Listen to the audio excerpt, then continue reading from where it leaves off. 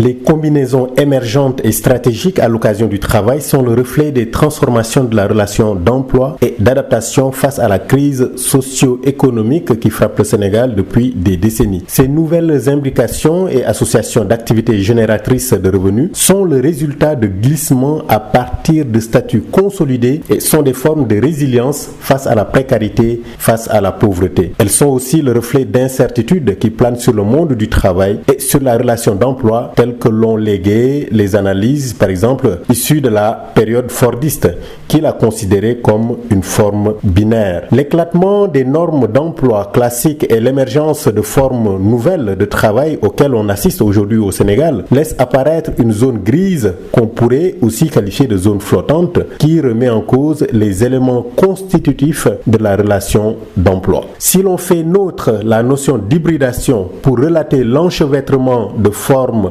différentes de mise au travail et de contrats de travail, et ce, même pour un unique individu, alors des formes hybrides comme celle du bûcheronnage ou harmat en wolof, d'entrepreneurs salariés, de salariés valsant entre public et privé, de porteurs de projets, de parasubordonnés, de faux indépendants, d'auto-entrepreneurs de plus en plus courantes aujourd'hui requièrent le recours à de nouvelles catégories d'interprétation. Ces formes indécises ou hybrides d'emploi apparaissent de plus en plus et brouillent ainsi les frontières que l'on pensait claires, franches entre le salariat et le travail indépendant. Nous avons donc ces formes émergentes où l'individu évolue dans plusieurs secteurs et activités à la fois. C'est le cas des travailleurs pauvres, mais aussi de personnes plus ou moins aisées en quête d'un empire économique. La discontinuité des relations d'emploi, la multiplicité des employeurs, reflet de situations de polyactivité ou de multi-activité, autant de figures classiques combinant statut formel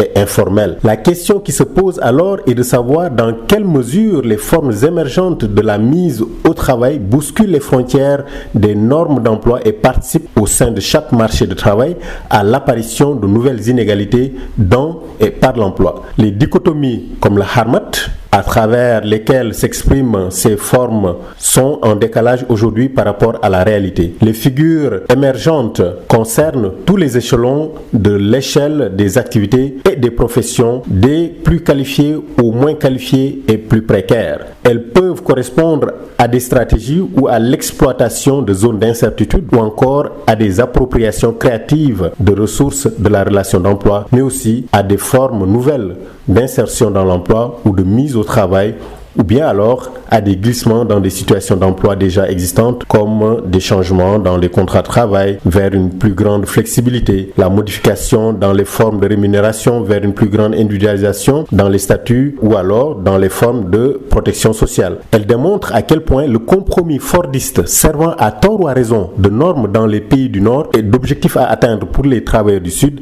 est bouleversé. Cette intersection que nous appellerons zone grise renvoie à une pluralité de situations de travail et d'emploi que les dichotomies travail salarié indépendant ou celles entre hétéronomie et autonomie ne sauraient traduire et aident d'un point de vue théorique à réfléchir sur l'évolution du salariat. Elle permet aussi de prendre en compte la multiscalarité des rapports sociaux, l'importance du secteur informel et les jeux d'acteurs. Censée traduire les innovations sociétales et les stratégies d'acteurs en matière d'emploi et de travail, ces formes émergentes de travail invitent à prendre en compte les interactions qui entourent et imprègnent l'activité du travailleur. À mercredi prochain.